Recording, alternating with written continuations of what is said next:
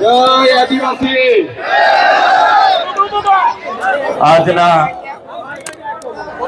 ગુજરાત જોડો આમ આદમી પાર્ટીના કાર્યક્રમમાં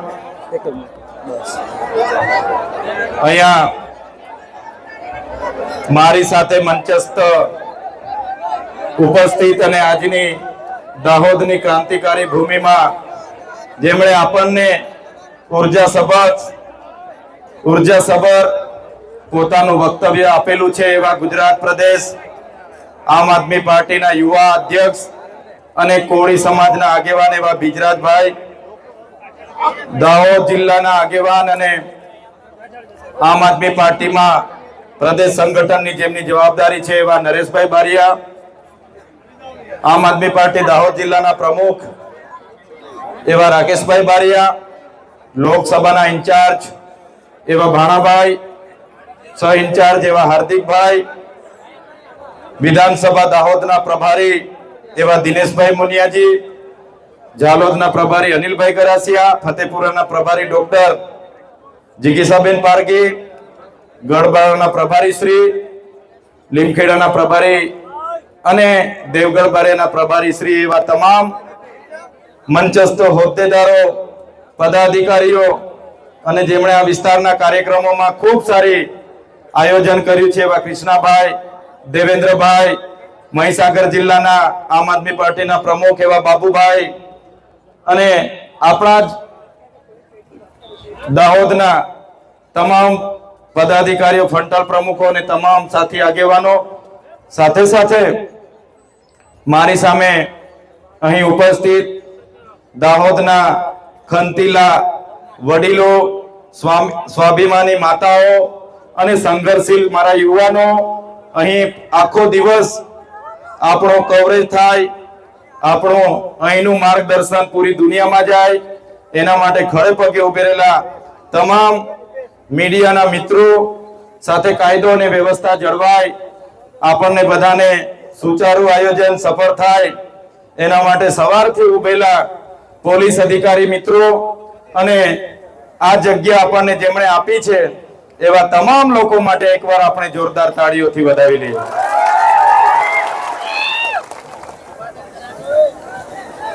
આ દાહોદની ભૂમિ એ આઝાદીના લડતમાં પણ ઘણા ક્રાંતિકારી લોકો નો ઇતિહાસ આ ભૂમિ સાથે જોડાયેલો છે। ત્યારે આગળ નરેશભાઈએ કીધું, આગળના ઘણા આગેવાનોએ જણાવ્યું કે ભાજપના કેટલાક નેતાઓ આ કાર્યક્રમમાં આવા જેટલા પણ લોકો હતા એમને દબાવવાનું કામ કરે છે, સાથે આમ આદમી પાર્ટીના કેટલાક નેતાઓને પણ ધમકીઓ મળે છે। આગળના કાર્યક્રમોમાં પણ એમણે કીધું કે અમારા સરપંચોને પણ કેટલાક લોકો ચેલેન્જ કરે છે, ત્યાંના અમારા સરપંચ બંટીભાઈ, રાજેશભાઈ, ચેરમેન વિજયભાઈ એમને પણ અવારનવાર દબાવવાની વાત કરે છે। ત્યારે એવા ભાજપના ભ્રષ્ટ નેતાને કહેજો કે ચૈતર વસાવા દાહોદમાં આવેલા અને એવું કહી ગયા છે કે આ કોઈ આદિવાસી છે એટલે કે ગુલામ નથી, આ સ્વતંત્ર આદિવાસી છે અને ચૈતર વસાવાએ કીધું છે કે ઓરિજિનલ આદિવાસી એટલે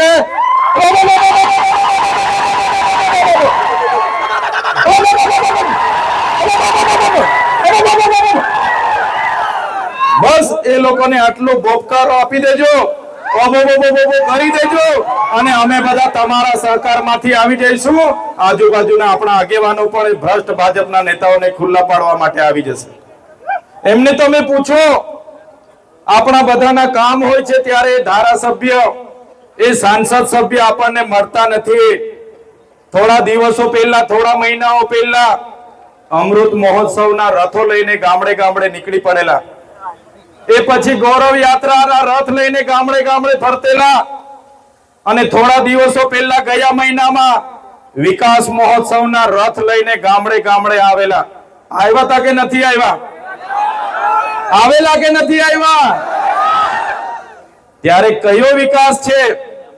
આજે ગાંધીનગરમાં હું કોઈ જગ્યાએ જામ છું, બાંધકામ ચાલુ હોય ત્યારે ઉભા રહીને બેનને પૂછું, બેન નાના નાના છોકરાઓ સાથે તમે મજૂરી કરો છો, કયા વિસ્તારના છો? તો બેન કે ભાઈ અમે તો દાહોદના છે. જ્યારે હું રસ્તા પરથી નીકળું, ડામર રોડ નું કામ ચાલતું હોય, આરસીસી રોડ નું કામ ચાલતું હોય, અને બહેનો ત્યાં કામ કરતી હોય, કાળી મજૂરી કરતી હોય, ધગધગતા તાપમાં અમને થાય કે આ કાના છે, આપણા વાળા જેવા લાગે છે, ગાડી ઊભી રાખો, આપણે પૂછી લઈએ. અને ઉભા રહીને પૂછીએ કે બેન કાના છો, ક્યાંથી આવ્યા છો આ રોડ નું કામ કરવા માટે? તો મને કે ભાઈ અમે તો દાહોદથી છે. ત્યારે સાથીઓ, આઝાદીની લડત હોય કે આ દેશના વિકાસની વાત હોય, એ ચાહે વિધાનસભાનો પાયો હોય, હાઈકોર્ટનો પાયો હોય, કલેક્ટર કચેરીનો પાયો હોય, આઈજીડીઆઈજી કચેરીનો પાયો હોય કે ડીએસપી કચેરીનો પાયો હોય, એ પાયામાં આ દાહોદના લોકોનો પરસેવો છે. એટલે આજે ઇમારત આવી નથી. આ દાહોદના લોકોના પરસેવાથી બનેલી ઇમારતો છે. અમે ડેમમાં જ્યારે જમીનો જતી હતી, અમારા આદિવાસી સમાજે આખા ને આખા ગામડા ખાલી કર્યા છે. નેશનલ હાઈવે બને, આખા ને આખા ગામડા ખાલી કરાવ્યા છે. નહેરોમાં ખાલી કરાવ્યા, જીઆઈડીસીઓમાં ખાલી કરાવ્યા, જીએમડીસીઓ માટે ખાલી કરાવ્યા. અને આજે જ્યારે અમારો સમાજ હાથમાં પોટલા, હાથમાં છોકરા અને 2 ટકના રોટલા માટે આજે અમારે શહેરોમાં જવું પડે છે, ત્યારે ધારાસભ્યને શરમ નથી આવતી, એ સાંસદને શરમ નથી આવતી. કયા વિકાસની વાતો કરવા માટે રથો લઈને ફરે છે? 30 વર્ષથી તમારી સરકાર છે. માત્ર ભય, ભ્રમ અને ભ્રષ્ટાચાર અમારા લોકોને જોવા મળ્યો છે. આજે અમારા દાહોદમાં લોકોને રોજગારી નથી, અને દેશના વડાપ્રધાને કહેતા હતા કે હું ખાઈશ નહીં ને ખાવા દઈશ નહીં. અને દાહોદમાં ભાજપના મંત્રીના દીકરાઓએ કરોડોનો મનરેગાનો કૌભાંડ કરી દીધું. કરોડોનું કૌભાંડ કરી દીધું એમના દીકરાઓએ. અમારા ગરીબ લોકોની રોજગારીના પૈસા ખાઈ ગયા. આ દાહોદના મંત્રીએ ત્યાં બિરસા મુંડા યુનિવર્સિટીમાં 65 કરોડનું કૌભાંડ કર્યું. આ દાહોદના મંત્રી અને સાંસદોએ નલ સે જલમાં કરોડોના કૌભાંડ કર્યા છે. મહીસાગરમાં 223 કરોડના કૌભાંડો બહાર નીકળ્યા. દાહોદમાં તપાસ અમે માંગી, અને તપાસમાં અહીંના સાંસદ અને ધારાસભ્યના નામો આવ્યા. આ લોકોએ તપાસ બંધ કરી દીધી. ત્યારે આમ આદમી પાર્ટી, આમ આદમીના ટાઈગરો આવનારા દિવસોમાં તમામ જગ્યાએ જશે, અને નલ સે જલ હશે, મનરેગા હશે, જંગલ ખાતું હશે, ટ્રાઇબલ સપ્લાન હશે, આદિ આદર્શ ગ્રામ હશે, ગુજરાત પેટર્ન હશે, એટીવીટી હશે. તમામ યોજનાઓમાં થયેલા કરોડોના કૌભાંડો આ ભારતીય જનતા પાર્ટીના આવનારા દિવસોમાં અમે બહાર લાવીશું. થોડા દિવસ પહેલા હું ડુંગરી ગામે આવ્યો. અમારા સરપંચ રાજેશભાઈ ને વિજયભાઈ ને, અમારા બંટીભાઈ ને, ત્યાંના ધારાસભ્ય અને સાંસદે કીધું તમે ચૈતર વસાવાને અહીંયા લાવ્યા છો, કેમ લાવો છો? આદિવાસીઓને જાગૃત કરે છે, આદિવાસીઓને બોલતા કરે છે. આદિવાસીઓ જાગી જશે તો અમારી ખુરશી જતી રહેશે. અને પાછા એવું કહેવા માંગતા હતા અમે હજુ જિંદા છે, ટાઈગર અભી જિંદા હે, એવું સાંસદ કહેતા હતા. ત્યારે સાંસદ શ્રીને કહેવા માંગુ છું, તમે તો સરઘસના ટાઈગર છો, તમે તો સરઘસના ટાઈગર છો. તમારી પાર્ટી જેટલી ચાવી મારે એટલો જ તમારો અવાજ નીકળે છે. અહીં બેઠેલા અમારા બધા ટાઈગરો જંગલના ટાઈગર છે, જંગલના ટાઈગર. જે દિવસે આમનો સામનો થઈ જશે, તે દિવસે અમારો તમારો આમનો સામનો થશે ને, તમને અમે છઠ્ઠીનું દૂધ યાદ દેવડાવી દઈશું. તમે જોઈ લો, અમે આદિવાસી સમાજ ને ઓબીસી સમાજ, માઇનોરિટી સમાજ, એસટી સમાજ, જે દેશમાં 90% વસ્તી ધરાવે છે, એમના માટે લડીએ, એમનો અવાજ બનીએ. આ વિસ્તારમાં શિક્ષકોની ભરતી કરવા માટેની વાત કરીએ, શાળા બનાવવા માટેની વાત કરીએ, કૌભાંડો બહાર લાવવાની વાત કરીએ. એટલે આ ભૂપેન્દ્ર પટેલ, હર્ષ સંઘવીને ગમતું નથી. અમે જ્યારે મનરેગા કૌભાંડ માટે તપાસ માંગી, એમના મંત્રીના દીકરાઓને જેલ જવું પડ્યું. અને અમે જ્યારે આ વિસ્તારમાં 7-12 ના ખોટા નામો ચડાવી દીધા, બીજાના નામે જમીનો લઈ લીધી, એનું કૌભાંડ ઉજાગર કર્યું, ત્યારે આ ભૂપેન્દ્રભાઈ પટેલ અને હર્ષ સંઘવીને ગમ્યું નહીં. એમણે કીધું આદિવાસી ચેતર વસાવા અમારી 30 વર્ષની સરકારને કેમ ચેલેન્જ કરી શકે? આ આદિવાસી યુવાન અમને વિધાનસભામાં સવાલ કઈ રીતના કરી શકે? આ આદિવાસીને ભેગા કઈ રીતના કરે?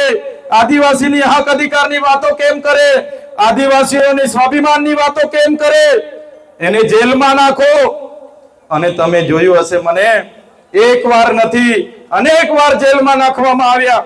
એક વાર જેલમાં નાખવામાં આવ્યો, બીજી વાર મારા પરિવાર સાથે 90 દિવસ જેલમાં રાખવામાં આવ્યો, અને ત્રીજી વાર હમણાં પણ મને 80 દિવસ જેટલી જેલમાં રાખવામાં આવ્યો. એક સામાન્ય બાબતમાં જ્યારે મામલતદાર ટેબલ પર જામીન આપી દે, છતાં આ લોકોએ મને સેશન કોર્ટમાં રજૂ કર્યો. મારા વકીલોને કોર્ટમાં આવવા નહીં દીધા. મને નર્મદા જેલની જગ્યાએ સેન્ટ્રલ જેલ વડોદરા રાખવામાં આવ્યો. તારીખ પર તારીખ, તારીખ પર તારીખ, તારીખ પર તારીખ, તારીખ પર તારીખ, તારીખ પર તારીખ, અને 80 દિવસ સુધી મને જેલમાં યાતનાઓ આપવામાં આવી. ત્યારે એમણે કીધું, ચૈતરભાઈ, હવે તમે અવાજ કરશો તો ફરી જેલમાં તમારે આવવું પડશે.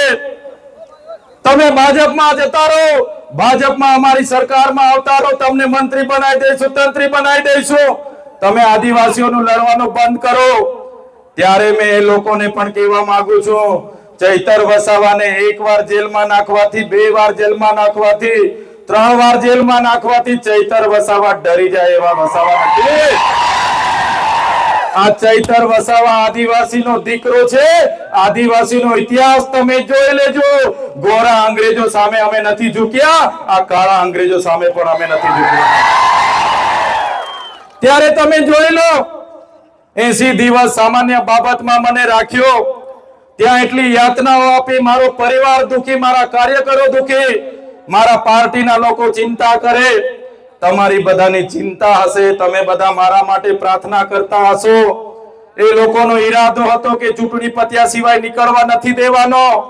છતાં તમારી પ્રાર્થના, તમારી દુઆ, તમારી મનોકામના મારી બહેનોએ ઉપવાસ રાખ્યા હતા, વ્રત રાખ્યા હતા, અને માનતા રાખી હતી, અને ઉપરવાળાએ જોયું, અને 80 દિવસમાં તમારો દીકરો છૂટીને તમારી વચ્ચે આવીને આજે ઉભો છે.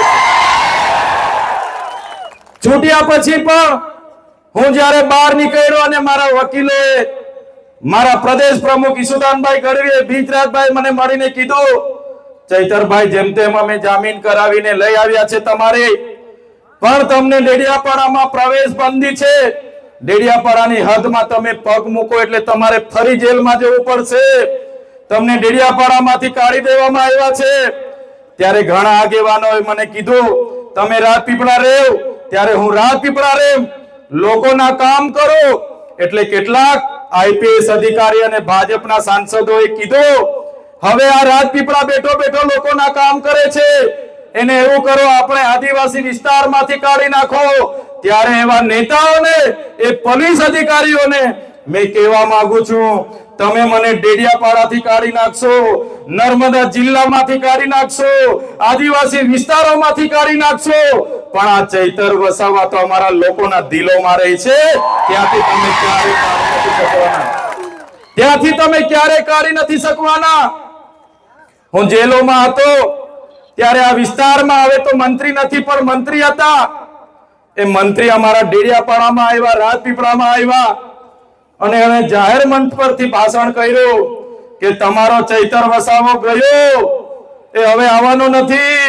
તમે બધા આવી જાઓ, અમારી સાથે જોડાઈ જાઓ. ચૈતર વસાવાનું પૂરું થઈ ગયું, હવે આમ આદમી પાર્ટી પૂરી થઈ ગઈ. ત્યારે એવા મંત્રીઓને, એવા સાંસદોને, એવા ધારાસભ્યોને કહેવા માંગુ છું, तुमको का लगता था नहीं लौटेंगे, तुमको का लगता था नहीं लौटेंगे, गलत. जब तक तोड़ेंगे नहीं तब तक छोड़ेंगे नहीं. हमको क्या अंडू पंडू गंडू झंडू समझ के रखा है क्या? ये चैतर वसावा है, चैतर वसावा. करारा जवाब मिलेगा, करारा जवाब. साथियों, हमारी टीम આ વિસ્તારમાં ભ્રષ્ટાચાર નાબૂદી થાય, શિક્ષણ થાય, રોજગારી મળે, એના માટેની આમ આદમી પાર્ટી આગળ વધી રહી છે. ત્યારે એક બાજુ 30 વર્ષની ભારતીય જનતા પાર્ટીનું શાસન છે, એમની પોલીસ, એમની આર્મી, એમની કોર્ટ, એમની કચેરી, એમનું તંત્ર બધું જ છે. આપણે બધા લડવા ઉતરીશું તો એ લોકો આપણને ગાંઠવાના નથી. ત્યારે મારા સાથીઓ, મારા યુવાનો, મારા વડીલો, મારી માતા બહેનોને મેં આહવાન કરું છું, આવનારી તાલુકા જિલ્લા પંચાયતની ચૂંટણીઓ માટે તૈયાર થઈ જાઓ. આ લોકો પરથી સત્તા ખોચીને આ લોકોના મોઢિયા આપણે ઉખાડીને ફેંકી દેવાના છે.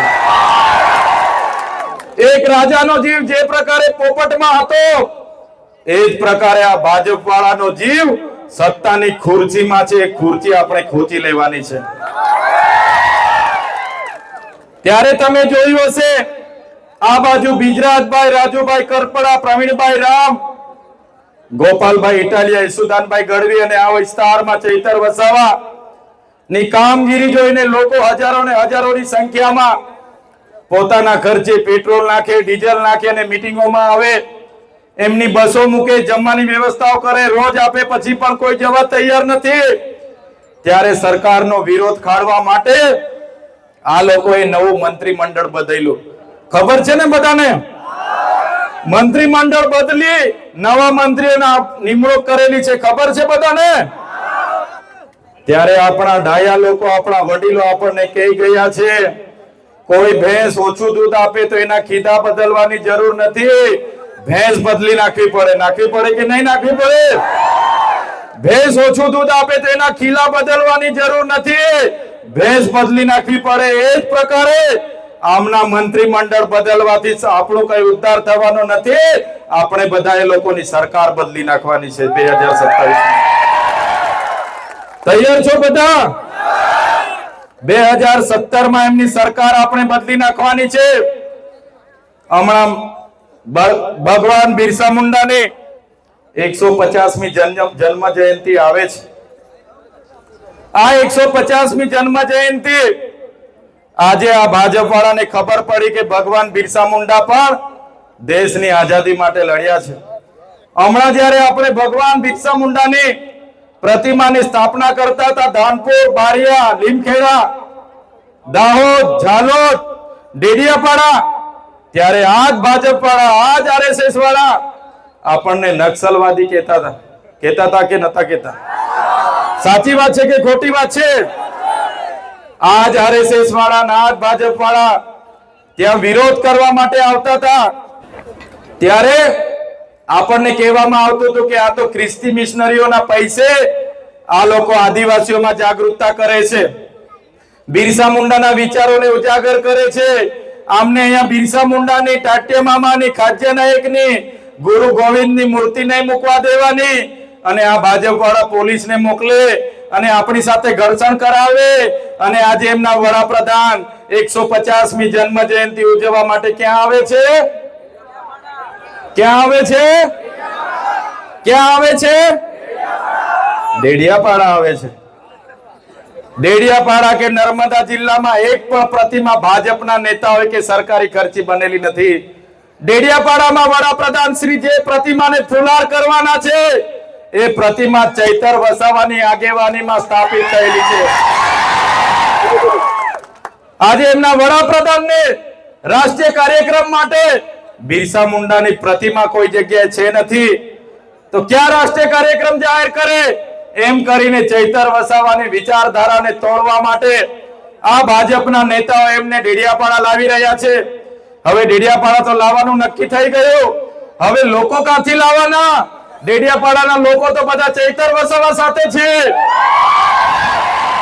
ત્યારે આ લોકોએ એક આઈડિયા રચી નાખી અને નક્કી કર્યું, એમના મીડિયા વાળાઓને કીધું કે તમે ન્યૂઝ બનાવો કે ચૈતર વસાવા 15મી તારીખે મોદી સાહેબના હસ્તે ભાજપમાં જોડાવાના છે, અને બધા જ લોકોને ફોરવર્ડ કરો, એટલે લોકો જોવા માટે આવશે અને પબ્લિક થઈ જશે. ચાલે છે કે નથી ચાલતું? ચાલે છે કે નથી ચાલતું? ત્યારે કેટલાક નેતાઓ પણ કીધું 15 તારીખે તમે આવી જાઓ, જોડાઈ જાઓ, અમારી સાથે જોડાઈ જવાનું છે તમારે. અમારી પર દબાણ કર્યું, પણ એ લોકોને મેં કીધું જો 15 તારીખે તમારો ટાર્ગેટ ચૈતર વસાવાને મોદી સાહેબના હસ્તે જોડવાનો હશે, તો મારો પણ ટાર્ગેટ છે આવનારી તાલુકા જિલ્લાની ચૂંટણી સુધીમાં 1 લાખ ભાજપના કાર્યકર્તાઓને આમ આદમી પાર્ટીમાં અમે જોડી દઈશું. 1 લાખ કાર્યકર્તાઓને આમ આદમી પાર્ટીમાં અમે જોડીશું અને આ વિસ્તારોમાં પરિવર્તન લાવીશું. તૈયાર છો બધા? તૈયાર છો બધા? ત્યારે સાથીઓ, એમની નીતિઓ, આપણે શિક્ષણની વાત કરીએ એટલે આપણે ભારત પાકિસ્તાનની લોકો વાત કરે, આપણે રોજગાર માંગીએ એટલે એ લોકો હિન્દુ મુસ્લિમની વાત કરે, આપણે આ વિસ્તારના વિકાસની વાત કરીએ તો એ લોકો આપણને રાષ્ટ્રભાષાની વાત બતાવે. ત્યારે આ જ લોકો આત્મનિર્ભર ભારતની વાત કરે છે. અમારો આદિવાસી સમાજ તો અનાદિકાળથી આત્મનિર્ભર છે. એક પેડ માં કે નામની વાત કરે છે અને એ લોકોના કાર્યક્રમ માટે દેવ મોગરા જે આવવાના છે ત્યાં આજે આખા ને આખા 70 વર્ષના ઝાડો કપાઈ રહ્યા છે. ત્યારે મારા સાથીઓ, મારા યુવાનો, મારા વડીલો, આજે દાહોદ અમે એટલા માટે આવ્યા છે. આવનારા દિવસોમાં જે આ વિસ્તારની જે ખેડૂતોની ભાવના બાબતોની લડાઈ છે, યુવાનોના શિક્ષણ બાબતની લડાઈ છે, રોજગાર બાબતની લડાઈ છે અને આ વિસ્તારના હક અધિકારની લડાઈ છે, અનુસૂચિત 5 પૈસા 1 ની વાત છે. ત્યારે આપણે બધાએ ભેગા થઈને આગળ વધવું પડશે. ગુરુ ગોવિંદજીની વિચારધારા, બિરસા મુંડાજીની વિચારધારા કઈ રીતના આપણે આગળ લઈ જઈ શકીએ એના માટે આજે બધા આપણે સૌ ભેગા થયા છે. સાથે સાથે આમ આદમી પાર્ટી અરવિંદ કેજરીવાલજીની ચિંતા છે કે આદિવાસી વિસ્તારના લોકો પણ આવનારા દિવસોમાં આઈએએસ બને, આઈપીએસ બને, સારી નોકરીઓમાં જાય, આ વિસ્તારમાં સિંચાઈનું પાણી મળે, રોજગાર મળે, આ વિસ્તાર પણ સમાનતાની ધારામાં આવે, એ વિચારધારા તરફ આપણે જવાનું છે. ત્યારે આજની આ સભામાં હજારોની સંખ્યામાં ઉપસ્થિત થયેલા આ દાહોદની પવિત્ર ધરતીમાં આ વિસ્તારના તમામ વડીલો, યુવાનો, માતા બહેનો સૌનો હું ખૂબ ખૂબ આભાર માનીને મારી વાણીને હું વિરામ આપું છું. છેલ્લે એક સૂત્ર હું બોલાવીશ, તમારે પરિવર્તન કહેવાનું છે. એકવાર બોલું એટલે તમારે પરિવર્તન કહેવાનું છે. દાહોદ માગે, જોરથી પાછળ વાળા બોલતા નથી. દાહોદ માગે, જાલોદ માગે, બારિયા માગે, ફતેપુરા માગે, ગરબાડા માગે, લીમખેડા માગે, દાહોદ માગે, આદિવાસી સમાજ માગે. ધન્યવાદ, બધાનો ખૂબ ખૂબ આભાર. જય આદિવાસી, જય ભારત.